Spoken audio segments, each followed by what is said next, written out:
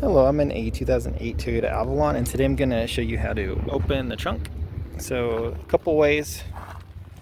For one, on the actual keys, there's typically a button you can push. Sometimes you have to hold them or click multiple times. This one you just had to hold for about 2 seconds, and that beeps the signal to unhook the safety feature on the trunk. Otherwise, if you go to these buttons here by the driver's side, there's a button here you can push as well, which same thing, that's also opening it. And then at that point, it's just a matter of going back. And as we can see, it open. So open it up. You can see here, there's the main latch that connects here.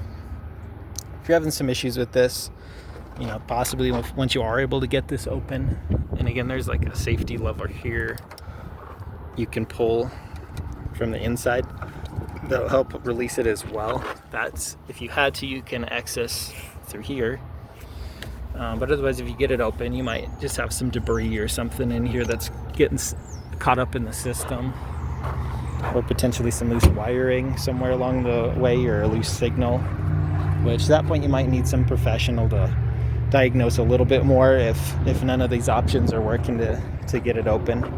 But anyways, I hope this was helpful, and hope you have a wonderful day.